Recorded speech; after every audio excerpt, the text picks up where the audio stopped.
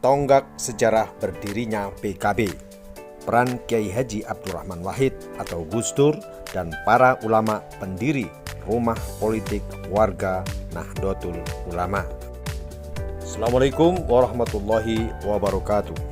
Apa kabar sahabat channel YouTube PKB Talks 24? Masih dalam momen istimewa Harlah PKB ke-24, yuk coba kita mengingat fakta sejarah berdirinya PKB. Setiap partai politik memiliki akar sejarahnya sendiri. Setiap partai politik juga memiliki basis kultural yang berbeda. Begitu pula PKB. Agar kita tidak lupa dan gagal paham dengan sejarah dan tonggak awal berdirinya PKB, yuk kita telusuri fakta sejarah dan latar ideologis berdirinya Partai Kebangkitan Bangsa yang merupakan saluran resmi aspirasi politik warga Nahdliyin. Fakta bahwa PKB adalah saluran aspirasi politik warga NU yang secara resmi didirikan oleh pengurus besar Nahdlatul Ulama atau PBNU, terekam jelas dalam jejak para penggagas dan ulama deklarator pendirinya. Berikut ini adalah momen-momen penting tonggak sejarah berdirinya Partai Kebangkitan Bangsa. Tanggal 3 Juni 1998, Tim 5 dibentuk oleh PBNU berdasarkan rapat harian Suriah dan Tanfidyah PBNU. Tanggal 3 Juni 1998 tersebut, Tim 5 diberi tugas untuk memenuhi dan menampung aspirasi warga NU yang saat itu ingin memiliki wadah saluran aspirasi politiknya sendiri. Untuk mengatasi hambatan organisatoris dalam melaksanakan tugasnya, Tim 5 itu dibekali surat keputusan atau SK oleh PBNU. Adapun anggota Tim 5 tersebut ialah 1. Kiai Haji Ma'ruf Amin yang saat itu sebagai Rais Suriah dan Koordinator Harian PBNU sebagai Ketua Merangkap Anggota. Dan yang kedua, Kiai Haji M. Dawam Anwar, Khatib Am PBNU. Adapun anggota Tim 5 lain yang bekerja berdasarkan surat tugas nomor 925-2-Romawi-03-6-1998 ialah ketiga, Dr. Kiai Haji Syed Agil Sirot MA, Wakil Khatib Am PBNU. 4. HM Rozim Nur SEMSC, Ketua PBNU. Dan 5. Ahmad Bagja, Sekretaris Jenderal PBNU. Tonggak sejarah berikutnya, 20 Juni 1998. Untuk memperkuat posisi dan kemampuan kerja Tim 5, seiring semakin derasnya usulan warga NU yang menginginkan adanya partai politik, maka rapat harian Suriah dan Tanfidyah PBNU pada tanggal 20 Juni 1998 memberi surat tugas kepada Tim 5 dengan surat bernomor 925-A-2-Romawi-03-6-1998. Selain itu juga dibentuk tim asistensi beranggotakan 9 orang. Diketuai oleh tokoh muda NU Arifin Junaidi, Wakil Sekjen PBNU. Tim asistensi 9 beranggotakan antara lain H. Muhyiddin Abu Rusman, HM Fakhri Toha Ma'ruf LC, Dr. H. Abdul Aziz MA, Dr. H. Andi Muarli Sundrawa, HM Nasihin Hasan, H. Lukman Saifuddin, Dr. Amin Said Husni, dan Muhaimin Iskandar. Selanjutnya, pada tanggal 22 Juni 1998, tim 5 dan tim asistensi mengadakan rapat untuk mendefinisikan dan mengelaborasikan tugas-tugasnya.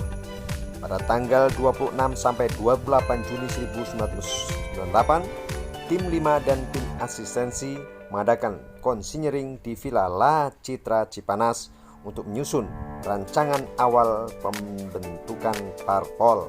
Pertemuan ini menghasilkan 5 rancangan penting, yaitu 1. Pokok-pokok pikiran NU mengenai reformasi politik. 2. Mabda siasi. 3. Hubungan partai politik dengan NU. 4. Anggaran dasar, anggaran rumah tangga partai yang akan dibentuk. 5. Naskah deklarasi. Lalu, bagaimanakah peran Kiai Haji Abdul Rahman Wahid atau Gus Dur? Gus Dur adalah Ketua Umum PBNU saat itu, yang sekaligus menjadi penampung aspirasi warga NU dari berbagai kalangan. Sebagai Ketua Umum PBNU, Gus Dur melihat fakta bahwa pasca reformasi 1998, arus keinginan dan aspirasi warga NU untuk memiliki partai sendiri semakin menguat, dan Gus Dur merasa prihatin akan hal itu. Sebab jika aspirasi tersebut tidak dikelola dengan baik, maka dikhawatirkan timbul kesan adanya upaya mengaitkan agama dengan partai politik, dan hal itu tidak strategis bagi perjuangan NU sendiri, karena garis kitah NU secara struktural adalah netral, alias berada di atas golongan semua partai politik. Meskipun demikian, pandangan politik NU secara struktural tersebut juga masih banyak dipertanyakan oleh para kiai dan ulama NU lainnya yang menginginkan agar warga NU memiliki saluran aspirasi politik sendiri pasca kegagalan NU dalam posisinya saat itu berada dalam gerbong P3 yang merupakan partai bentukan Orde Baru yang menurut amatan para ulama dinilai sebagai upaya Orde Baru untuk mengkerdilkan aspirasi politik umat Islam. Karena itu, di akhir Juni 1998, sebagaimana dikutip dari laman resmi DPP PKB, sikap prihatin Gus Dur kemudian mulai mengendur. Gus Dur kemudian bersedia untuk menjadi inisiator deklarator kelahiran partai politik berbasis Ahli Sunnah wal Jamaah Nahdiyah yang didirikan oleh PBNU.